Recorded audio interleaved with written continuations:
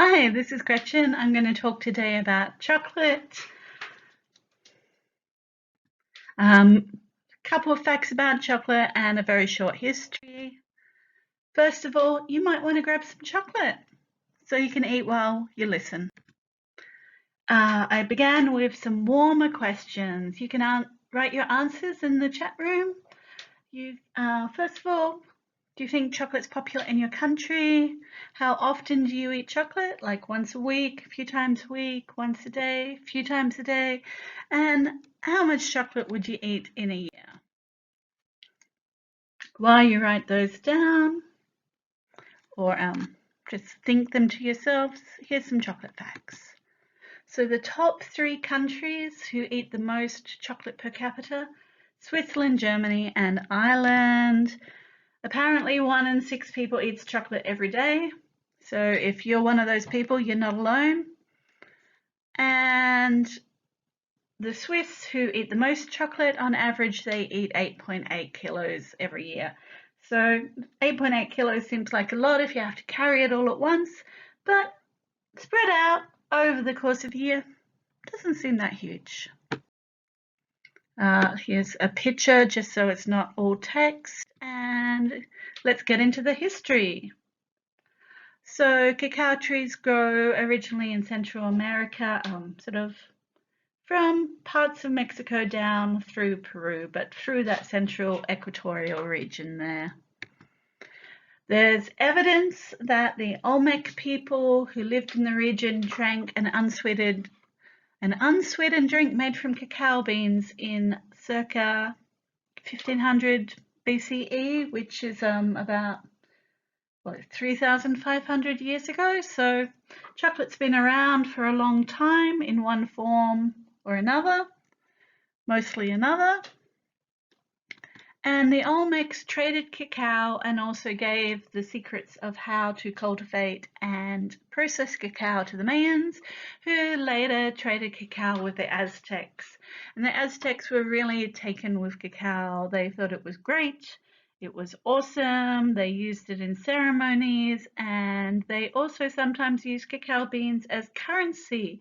And when I was doing my research, I discovered that you could buy a rabbit with 10 cacao beans, but I don't know how much rabbits were worth to them either. So, you could use it as money.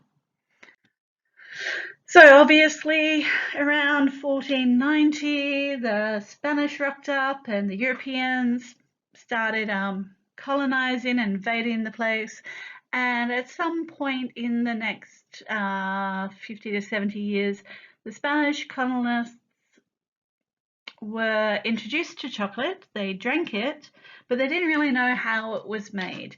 And it was drunk at the time in, it was served hot and cold, but it was prepared using the cacao, the powdered or crushed cacao bean mixed with hot water and combined with spices, including vanilla and chili, and then you could chill it or drink it hot. It was sort of bitter, spicy drink. And around 1565, one of the Spanish who was in Mexico at the time, he learned the process of treating the cacao bean to make it less bitter, and he started exporting it to Spain. The Spanish were hoping that they would have a monopoly on chocolate coming into Europe. So chocolate did become quite popular in Europe in the 17th century, but only the very rich could afford it. By the 18th century, still it was a luxury, but it was becoming more popular and it was more available. And in Britain, during the Regency period, so around 1730-ish, chocolate houses were established as these clubs where wealthy and influential people could gather to discuss politics, art, fashion, and current affairs. It sounds very civilized, a bit like our wonderful salon today, but in fact, the chocolate clubs had quite a bad reputation. They were considered dens of debauchery, and partly this was because they were mostly male establishments. They were places where men would gather, and as well as drinking a nice civilized cup of hot chocolate, they would play cards, they would drink alcohol. There were rumors of opium. I'm pretty sure that, I don't know if it was served over the counter or not, it was legal at the time. People get into fights and duels, and it was generally considered not a nice place to go. Now, I read in a book about 20 years ago that chocolate was illegal in Britain at the time, but it turns out that whoever wrote that book didn't have Wikipedia and was probably bullshitting. So,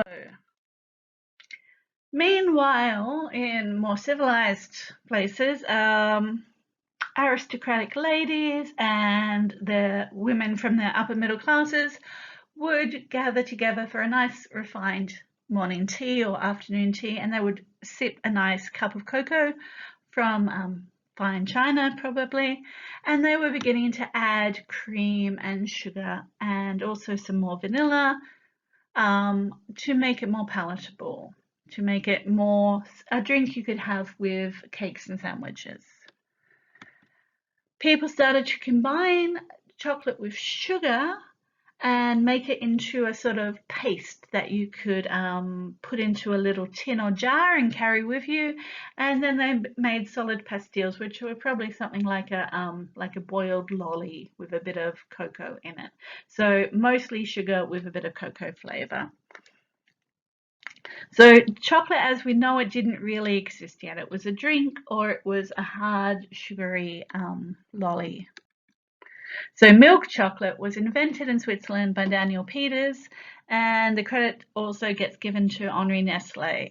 So this is about 50 years later, and Daniel Peters is trying to figure out how you can get a solid chocolate bar that you can carry places and store to have the nice creaminess of hot chocolate with cream. And Henri Nestle is experimenting with evaporated milks and condensed milks, and it's those evaporated milk powders that Peters adds to chocolate to form the chocolate block. Not long after this, a process called conching was invented by Rudolf Lindt. Again, a name we still have in chocolate today, in Switzerland in 1879. So only a few years apart and probably only a few valleys away from each other. The conching process makes chocolate have a smoother texture, a better mouthfeel, and it also brings out the aroma, that wonderful smell you get when you open up a fresh block of chocolate and the smell wafts into the room. So why is it called conching? Well, here's an early conch machine. I think the little plaque on the photo does say this might have been one of the ones that Lindt had, if not the original one. Anyway, the story is he left chocolate in a automatic stirring machine overnight, and he thought, what a waste of whatever power. But it turned out to be much smoother, and he figured out that it was the repeated grinding that made it so smooth. So he developed this machine, which is basically a shallow tray or dish with grooves in it, and a cylinder also with grooves in it, and the cylinder rolls and the tray passes backwards and forwards, and the chocolate is it becomes a lot smoother because the solid parts, the cocoa powder, and the fatty parts, the cocoa butter, are ground and mixed together, and it's all much finer, and you get that wonderful sort of melt in the mouth, melt on the tongue feeling of Swiss chocolate that it's so famous for. Now, why conching? Because here's a conch shell. So, whorls and ridges, basically identical. Okay, moving on, because I'm going over time. In the Chicago World Fair in 1893, there's a German machine for making milk chocolate, for mass producing it, exhibited, and one of the people who sees it and buys a few of them, I guess, is Milton Hershey. Other countries start producing chocolate. Hershey in the USA and Cadbury in the UK are probably the two biggest names that we still have today. And skip a few years. So chocolate becomes more and more available, but of course you've got the Depression and World War II, and due to shortages in good quality chocolate, Ferrero, who's a chocolatier who we know through Ferrero Rochers, he invents Nutella. He uses a hazelnut paste, and he combines that with cocoa powder, and he uses palm oil as the main source of fat instead of the expensive cocoa butter. Palm oil because it's semi-solid at room temperature and stable. So today, 70% of the world's chocolate is grown in West Africa. The top producing countries, Cote d'Ivoire actually produces, like, of that 70%, Cote d'Ivoire produces about a third of that. Then Ghana, Indonesia, Nigeria, and Cameroon. Here's somebody in West Africa harvesting cacao pods. So as you can see, very technical, using a machete. I won't go into the process, but basically inside that pod is a lot of white webbing and little hard beans, and you have to pull out all the pulp with the beans and let them ferment together, and that process extracts bitterness from the bean. And that's the secret of that the Olmecs passed down. Now, these days, well, the most recent stats I could find on the internet were 7.3 million tons of chocolate sold retail in the 2015 to 2016 financial year.